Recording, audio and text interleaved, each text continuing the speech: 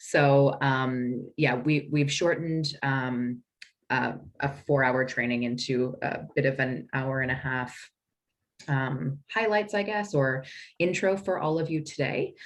And this training was developed out of some specialist LGBTIQ plus family violence funding that we have had at Drummond Street, which largely goes towards practice, but there is also some capacity building component within that funding. And that's where this training came about from. So it reflects the approach that we use at Drummond Street and Queer Space to family violence work, which is inclusive of and responsive to LGBTIQ plus people. And it's called Breaking Out of the Binary. That's the full training. So I would also like to acknowledge that I'm coming to this meeting from the lens of the Wurundjeri people of the Kulin Nation. And I'd like to pay my respects to elders past, present, and emerging, as well as any First Nations people who might be with us today, and acknowledge that sovereignty has never been ceded, and that this is and always will be Aboriginal land. And if anybody is coming from different lands today, I'll just give everyone a minute to maybe come to us with their own acknowledgement as well. Feel free to just unmute yourself.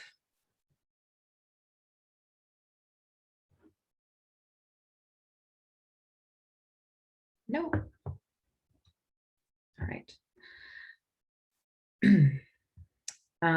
So maybe I'll just, maybe Zaina, I'll pass to you for the learning outcomes, if that's okay. Yeah, sure. So as Catherine sort of mentioned, really the purpose of today is to provide sort of an introduction and an overview of our approach to family violence practice. And so in sort of providing that introduction, what we're going to be going through is sort of revisiting the history and evolution of family and intimate partner violence practice. That we're going to introduce an intersectional feminist thinking into that practice and sort of what we do at Drummond Street, and then introduce a practice approach that questions assumptions, utilizing that robust conceptual framework, and sort of start to think about how this could help respond to LGBTIQ plus intimate partner violence and family violence. So again, we probably won't go into extreme depth on these concepts, because that is something that requires a much more involved sort of day, but just starting to sort of think about how this can be applied in our practice. So we've already introduced ourselves, but I might just speak to some of the programs that we offer at Drummond Street that might be relevant as referral pathways, and just for a bit of context for all of you.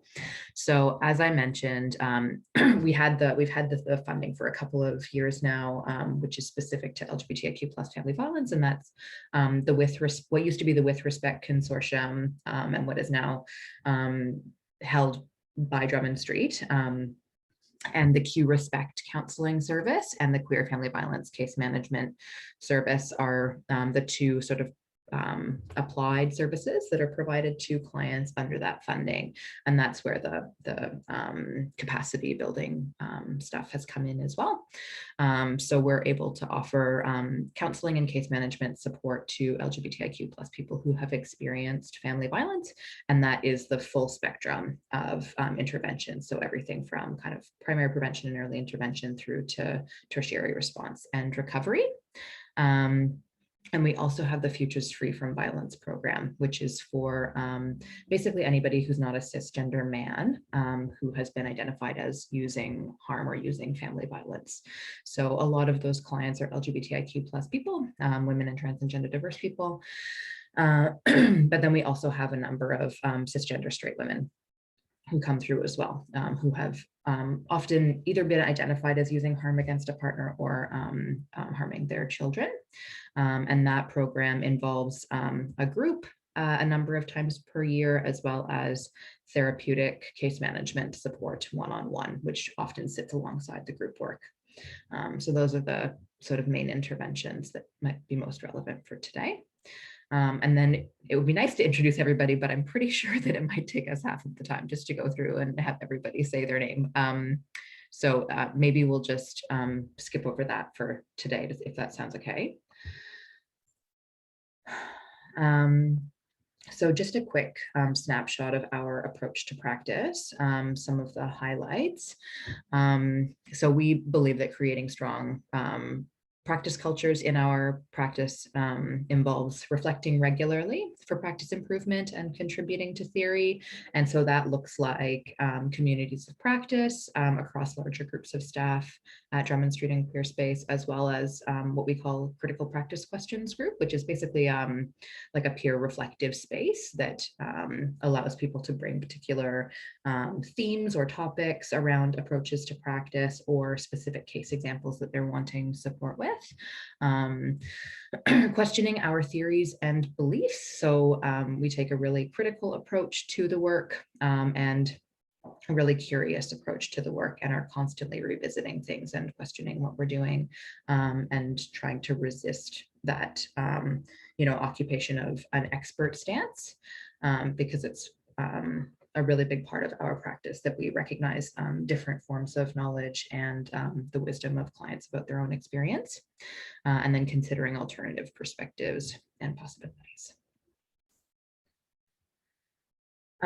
So in terms of working with LGBTIQ plus people in a family violence space, obviously the service needs to embrace queer people, but also really needs to embrace intersectionality.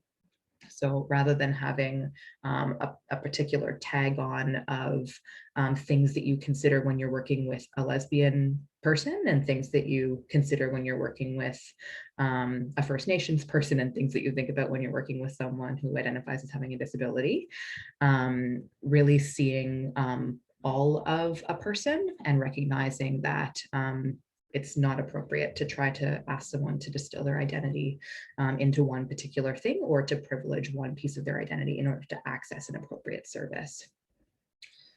Our approach to practice moves beyond the gender lens, but isn't about giving up gender as an effective structures of patriarchy or power. So aims to build on the work that's been done so far in the family violence space, largely by people coming from a feminist approach to practice. And certainly doesn't say that gender isn't critical to consider, but recognizing that there are other forms of hierarchical power that are operating, which also have an effect on what's happening in terms of violence and condoning violence in society. It draws on evidence, and again, recognizing that evidence is not just academic established knowledge and literature, but also recognizing the value of client experience, community wisdom, practice experience from people that have been working in this space. And trying to bring together all of these different pieces of evidence and build on that. As I mentioned, we're honoring and building on women's responses to family violence over the past 50 years. So rather than thinking about just throwing away all the work that's been done so far, really recognizing how much work has been done and just looking towards a continued evolving of what that work looks like in order to continue to respond to changing manifestations of violence and what people are going through at the moment as society changes.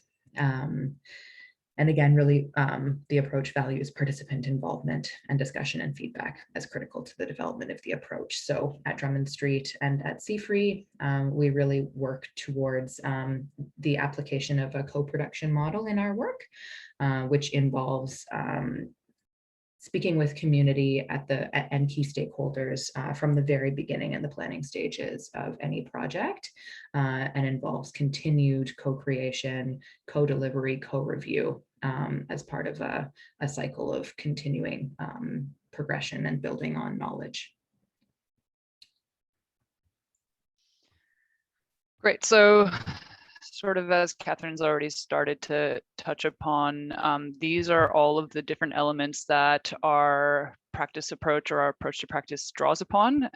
So these are the things that we'll sort of be introducing or just revisiting today. So looking at obviously the social, cultural, and political factors that are at play, redefining some key terms, looking at some risk and protective factors for LGBTIQ plus people, disrupting binary thinking. So I think that goes back to the concept of, acknowledging that gender is one of the constructs at play in terms of power, but it's not the only one. And also kind of looking at where those concepts come from, why we tend to think in those binaries and in those ways. And then also revisiting the 4 pillars and conflict or abuse. So these are the things that the approach draws upon and considers. And yeah, as I mentioned, we'll just be going through some of those today. All right, so this is sort of what we know, or our current practice with LGBTIQ plus people. So we know that compared to the whole of population, LGBTIQ plus people tend to have higher rates of trauma and childhood sexual abuse, and that these impact on mental health, and that poor mental health is linked to family violence.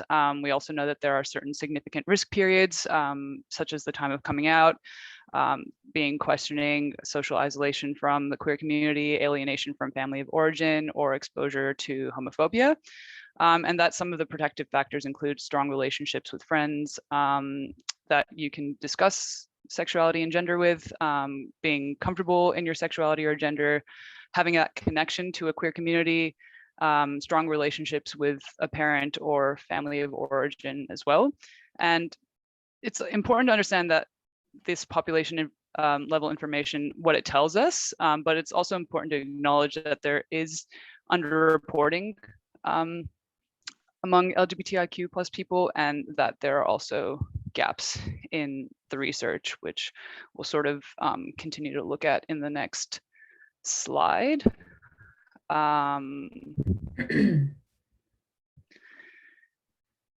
Yeah, so a lot of the current approaches are not responsive to or inclusive of queer LGBTIQ plus relationships and experiences. We know this from both our practice at QueerSpace, what we hear from clients, as well as through the research. We know that there are significant gaps in the research around LGBTIQ plus intimate partner and family violence, locally, nationally, and internationally, and a lack of practice models to draw from. So this is sort of some of the gap that we're trying to fill with this framework. And our interest really at QueerSpace is to sort of build the research and evidence base and contribute to that evolution of inclusive practice, both in the intimate partner and family violence service system, including practice and specialist family violence services, which we are also a part of. So that's sort of what we are trying to achieve with our approach to practice. And again, just looking at research with a critical eye and acknowledging that, the information tells us something, which is good, but that there are a lot of other pieces of the puzzle that we sort of need to put together and that are missing. All right, so this is sort of coming back to, if you imagine that figure that we were just looking at a few minutes ago, redefining the key terms that are relevant to the work. This is sort of in response to limited definitions or interpretations of particular language within the mainstream or within practice so far. So important to recognize that the term family, might evoke a particular response with among LGBTIQ plus people based on their experiences with family. So it may include family of origin, but it may also include family of choice, which often involves queer community members, but it may also be friends or housemates or other people that one would consider family. And some people may not identify with or feel comfortable with the language of family at all. And so we are very open to taking a cue from clients in terms of what works for them and who they would identify as family. And in fact, within current family violence legislation here, the term family can be interpreted quite broadly, which is great. So we also understand that violence arises from structural imbalance of power and privileging of certain forms of personhood over others within our social structure. And we understand that that privileging has a binary logic. So an example of that is men often being afforded more power within society than women. People who are white and people that are not white. So again, that binary logic, which it seems a bit silly.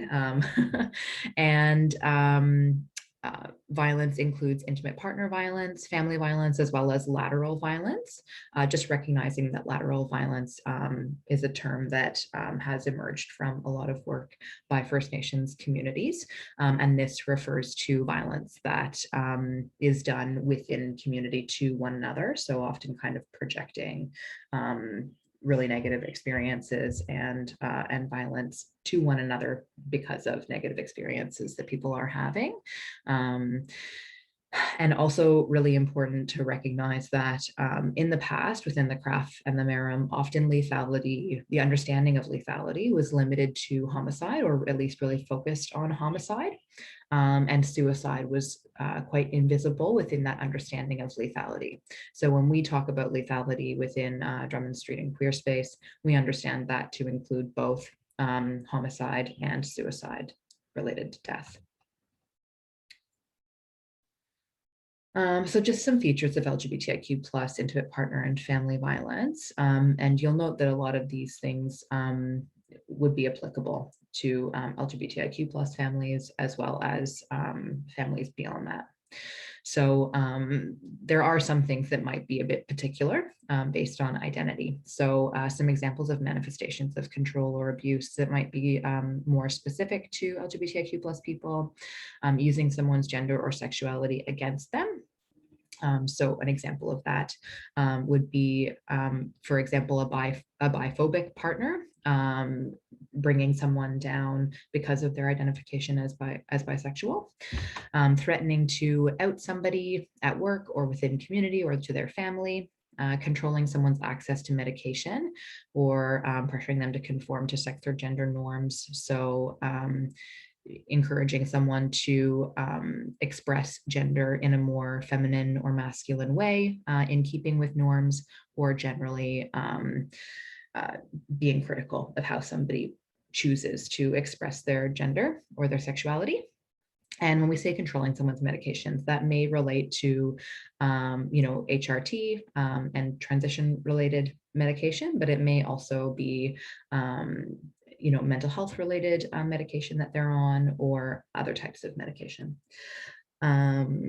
Confidentiality and lack of appropriate language to discuss abuse in LGBTIQ plus communities or relationships, that often makes it quite difficult for people to identify that violence is something that is happening to them, or that they're using harm within a relationship. And so, as a sector, introducing that language, having that language, and making visible what is often invisible will be really, really helpful in starting to address this issue. And some barriers to reporting: a lack of mainstream services that address the needs of LGBTIQ plus people. So for example, some of the crisis services presently, and certainly in the past, have been explicit about only accepting women or femme identifying people. So for example, if you wanted to refer a non-binary person to a particular crisis response service, some of the responses that we've had in the past are that if they are not femme presenting, then they may have difficulty providing a response to them.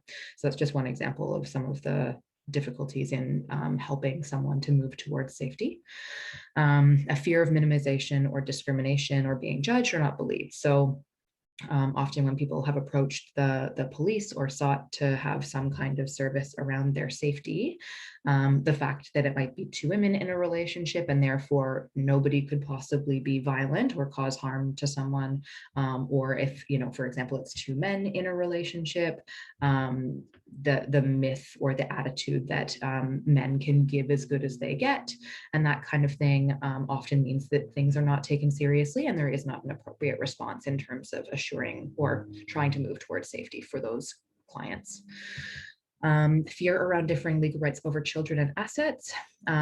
Things have come a long way in Victoria, but as I'm sure some of you are aware, even where things have moved within legislation, because there's a lack of awareness of exactly what the laws are saying at any particular time, it's still possible for someone to use fear or anxiety around their legal rights to their children as a weapon. So even if someone's rights are protected by law now, perhaps that wasn't the case 10 years ago when they were exploring that themselves, and they may still be vulnerable to being controlled on the basis that they won't have access to their kids if they were to separate. Again, as I mentioned, LGBTIQ+ people may not be aware that they're experiencing violence because there's so much messaging in society to say that this violence doesn't exist, this can't happen, and they may delay seeking help. And this is not unrelated to what's happening politically. So for example, during the postal survey time, I guess, 4 years ago now, at that time, it was really, really difficult for the community to speak about violence because it was there was a lot of pressure from the community politically to present this picture of the perfect family so that they could have access to administrative processes in society like marriage. And then again, fear of bringing further stigma to their communities.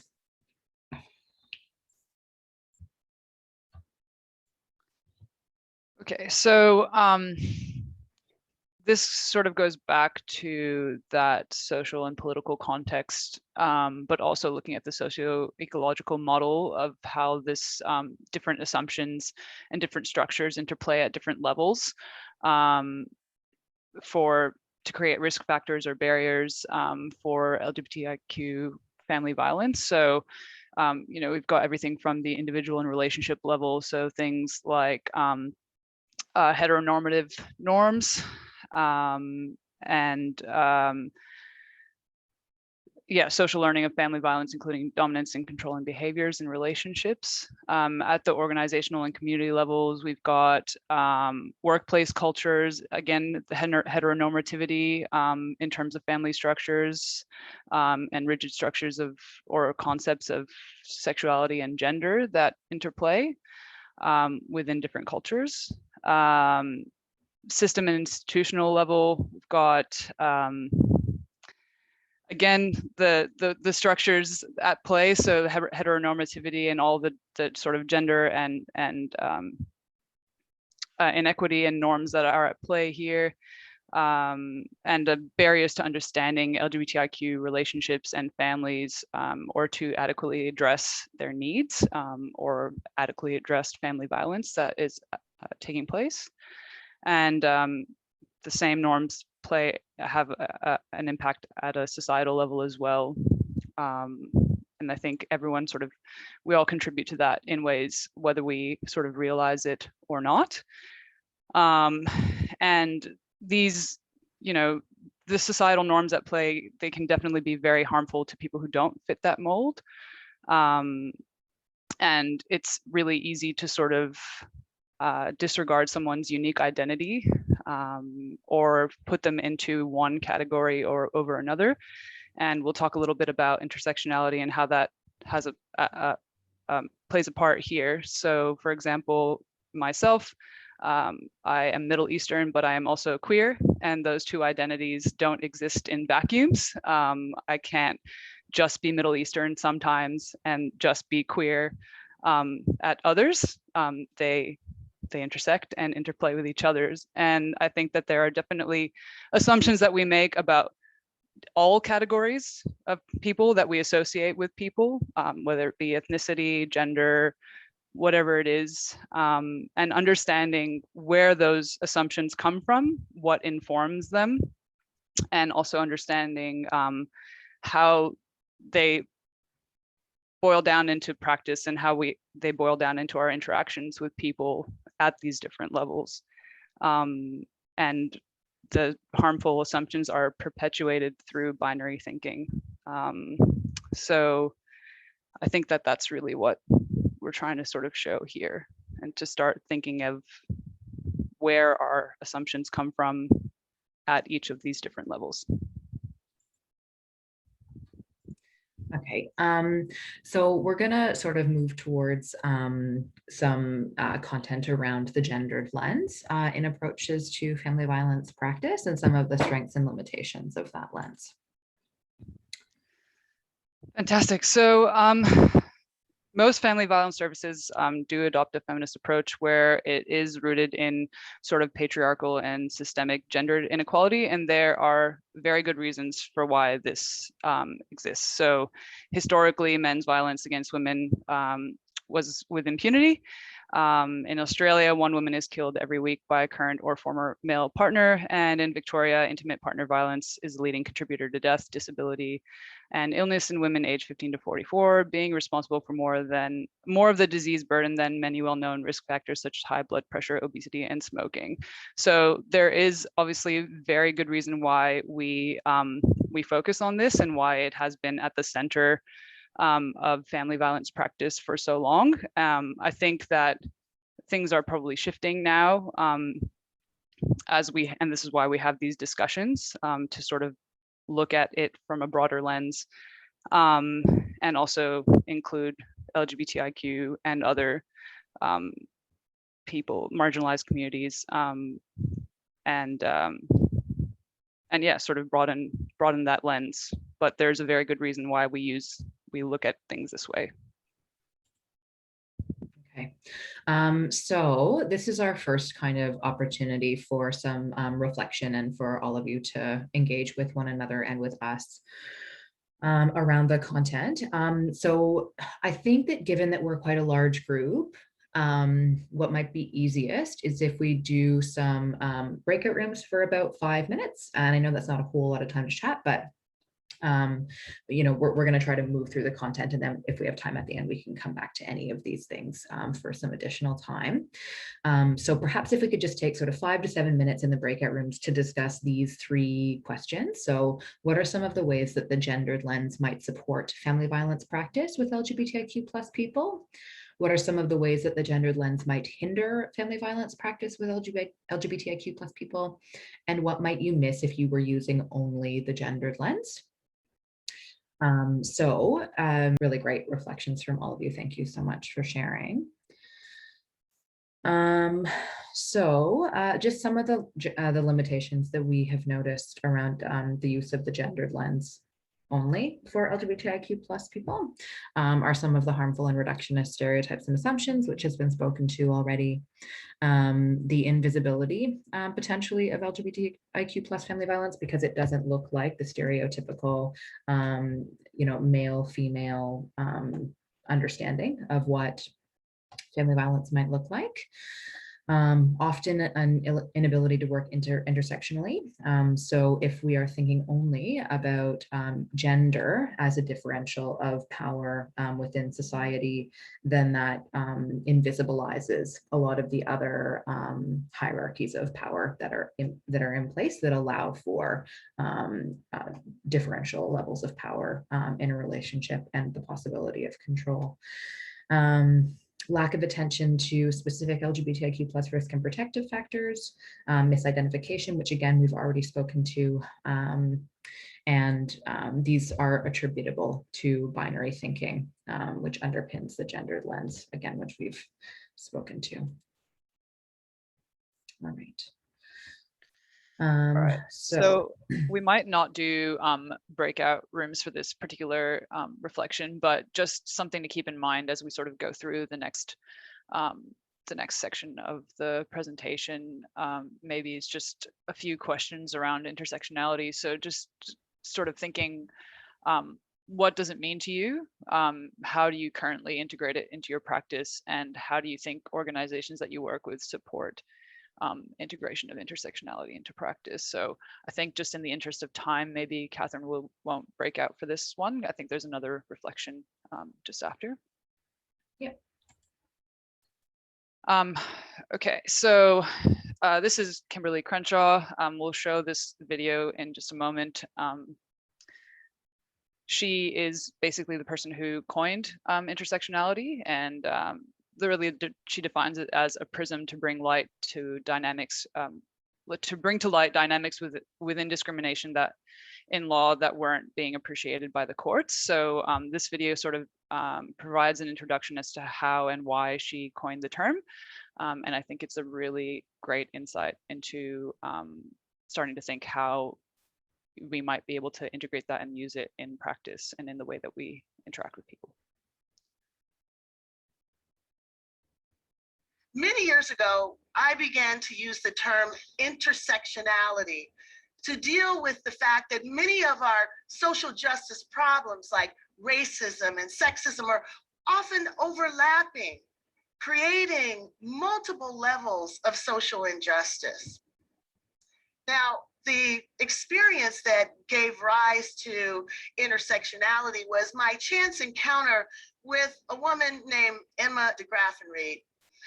Emma DeGraffenreid was an African-American woman, a working wife, and a mother.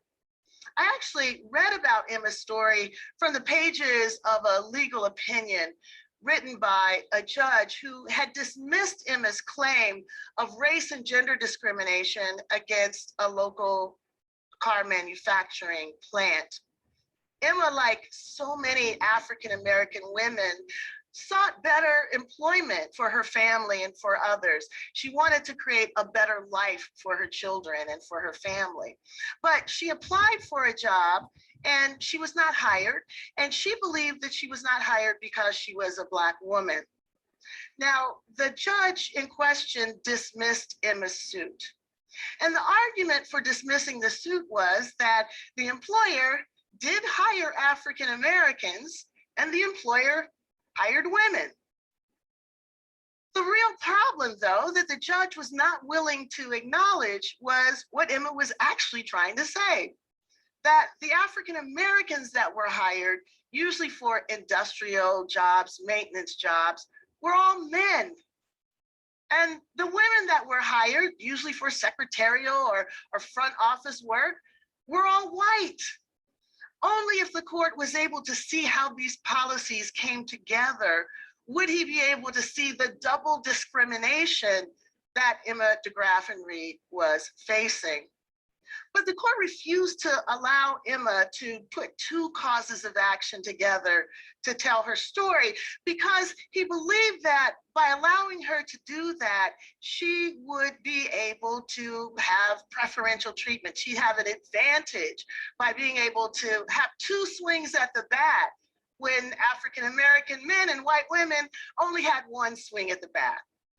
But of course, neither African-American men or white women needed to combine a race and gender discrimination claim to tell the story of the discrimination they were experiencing. Why wasn't the real unfairness law's refusal to protect African-American women simply because their experiences weren't exactly the same as white women and African-American men? Rather than broadening the frame to include African-American women, the court simply tossed their case completely out of court. Now, as a student of anti-discrimination law, as a feminist, as an anti-racist, I was struck by this case. It felt to me like injustice squared. So first of all, Black women weren't allowed to work at the plant. Second of all, the court doubled down on this exclusion by making it legally inconsequential. And to boot, there was no name for this problem. And we all know that where there's no name for a problem, you can't see a problem. And when you can't see a problem, you pretty much can't solve it. Many years later, I'd come to recognize that the problem that Emma was facing was a framing problem. The frame that the court was using to see gender discrimination or to see race discrimination was partial and it was distorting. for me, the challenge that I faced was trying to figure out whether there was an alternative narrative, a prism that would allow us to see Emma's dilemma, a prism that would allow us to rescue her from the cracks in the law, that would allow judges to see her story. So it occurred to me, maybe a simple analogy to an intersection might allow judges to better see Emma's dilemma. So if we think about this intersection, the roads to the intersection would be the way that the workforce was structured by race and by gender. And then the traffic in those roads would be the hiring policies and the other practices that ran through those roads. Now, because Emma was both Black and female, she was positioned precisely where those roads overlapped, experiencing the simultaneous impact of the company's gender and race traffic. The law was like that ambulance that shows up and is ready to treat Emma only if it can be shown that she was harmed on the race road or on the gender road, but not where those roads intersected. So what do you call being impacted by multiple forces and then abandoned to fend for yourself? Intersectionality seemed to do it for me. I would go on to learn that African-American women, like other women of color, like other socially marginalized people all over the world, were facing all kinds of dilemmas and challenges as a consequence of intersectionality, intersections of race and gender, of heterosexism, transphobia, xenophobia, ableism. All of these social dynamics come together and create challenges that are sometimes quite unique. All right. All right. So that is actually part of a longer TED talk that if you're interested, I would highly recommend watching. It's really powerful. And so if we can just move to the next slide. Sorry, my Oh, button. that's okay. Yeah, so again, if we just go back to intersectionality as a way to sort of look at the world, or a framework through which to look at what's happening around us, or the discrimination that people face at the intersections, then, and understand where they come from, we can look at this sort of quote. So terms such as Native American or Aboriginal work as the Black term in a white-Black binary. These are among the terms produced and deployed by colonizer subjects in order to form images of themselves as white. There were no Aboriginals before colonization, but Nyungar, Yorta Yorta, Walpiri, and so on, before they were dispossessed of the land colonizers call Australia.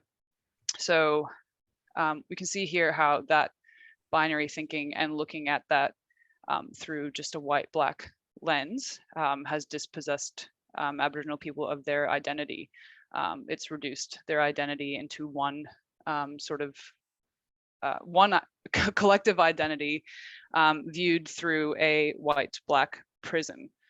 And so these are the sort of things that we can start thinking about in practice, and this applies to LGBTIQ communities as well as other marginalized communities, but really understanding again and listening to the voices of the people that are sitting in front of us, and making room for their voices and truly hearing them.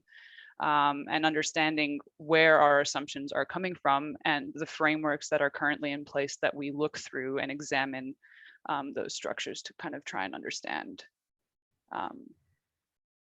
what they are and where they're coming from.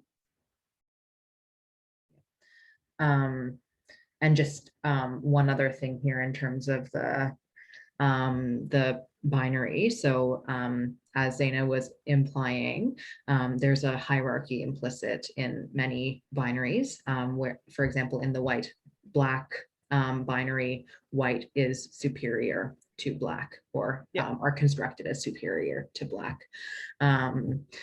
And in fact, white requires Black in order to be superior and in order to be what it is. And that sort of same system functions in many of the other binaries that are operating within our work and society. All right, so I don't know if we want to do a short breakout for this reflection as well. Just sort of thinking back on the previous example and just intersectionality as a framework in general. If you were to integrate this way of thinking into your practice, how would you apply it to understanding people who do or do not access your services at the moment? And what might need to change about the way that your organization delivers services or the way that you practice? So in this last section, we're just going to think a bit about applying an intersectional feminist lens to LGBTIQ+ family violence and intimate partner violence. So the approach at Drummond Street and Queer Space aims to move beyond the gendered lens, and it draws on research and practice wisdom of Ellen Pence.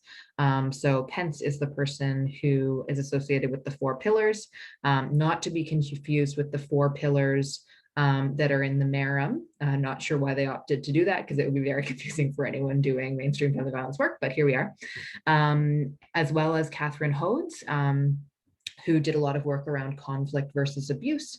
And from Hodes, we pulled a context, objective, and impact within risk assessment and assessment broadly. And then, of course, intersectionality.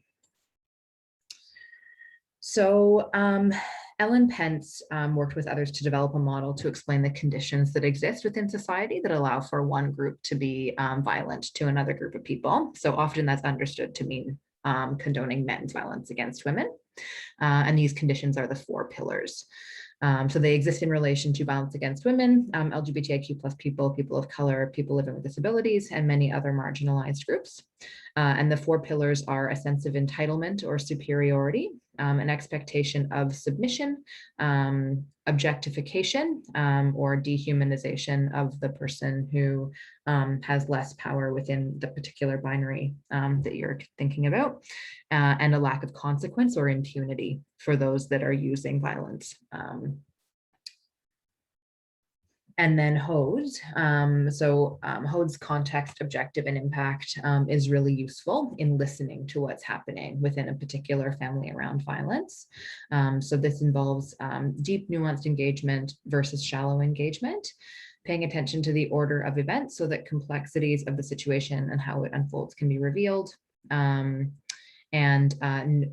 The ability to kind of zoom out and look at patterns and themes that are present for a family.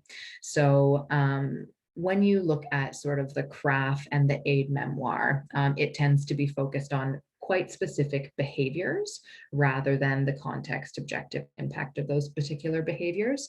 So we were talking a little bit earlier about resistive force being used by women, for example, who've experienced harm. So if you weren't thinking about the context, objective, and impact, and you just had a line in some report that said that she hit him in the face, or she pushed him, that doesn't, so the hitting might be identified as violence or might be identified as something that we need to pay attention to in terms of risk and safety, which isn't untrue. But it would invisibilize everything that had happened up until that moment. Perhaps the person who had been hit physically had been over years dehumanizing and gaslighting and controlling all of the actions of this person who had eventually struck the other person. And yet it's the hit that would be recognized in that moment as the problematic behavior. So by listening to the context, objective, and impact of behavior, rather than focusing on a specific behavior and attributing meaning to that behavior without having those things around it, we could have a much better sense of what's actually happening and the patterns that might be present in terms of the behavior within the family.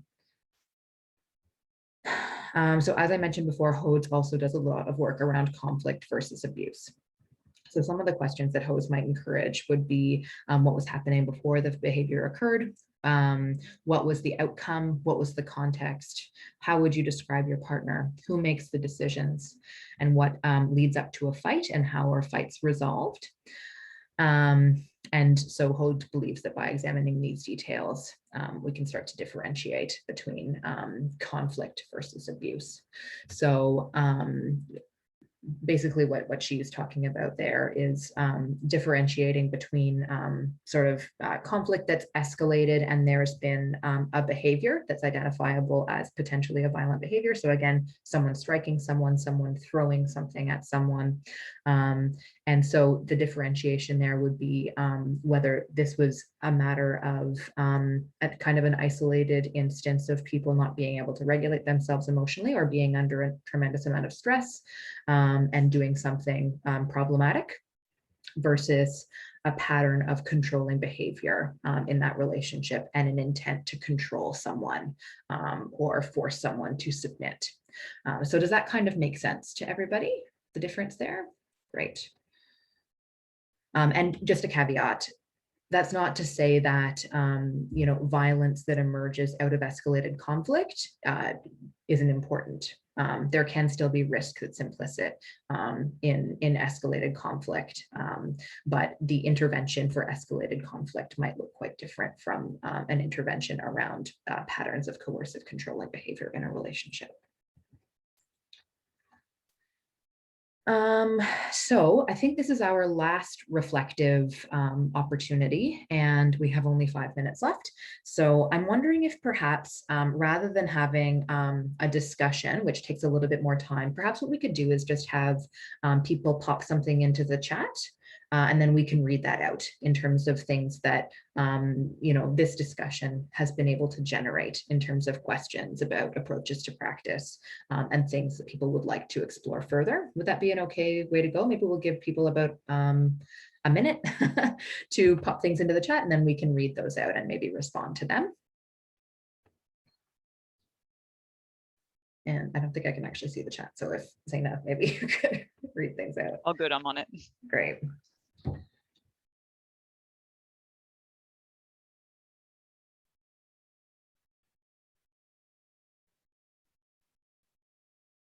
I think Nick did mention when discussing family violence, our agency aims to be curious, look for patterns and barriers to recovery. I'm not sure if that was in response to these questions, but that seems relevant. Yeah, definitely. And, you know, we would say that having curiosity in your approach to practice is really important, no matter who you're working with. So that's great. Yeah. All right, so I'm just going to bring us back to the learning outcomes so that we can sort of bring it full circle here. So we had been aiming to revisit the history and evolution of family and intimate partner violence practice, introduce intersectional feminist thinking, introduce a practice approach that questions assumptions within a robust conceptual framework, and begin to explore how this thinking could help respond to LGBTIQ+ family violence. So we're really conscious that this has been a bit of a scratching of the surface, and unfortunately that's, you know, the nature of shorter sessions, but hopefully we can do a little bit more work in the future in terms of the more in-depth training for those that are really interested in continuing to do some more thinking in this space. And this is just, again, revisiting the things that come together in terms of our approach to practice. And I think we've, you know, covered off on all of these again quite briefly, but we can do a lot more thinking, particularly around the disrupting of binary thinking in our practice in the longer training. And that's it, with about a minute and a half to spare, I think.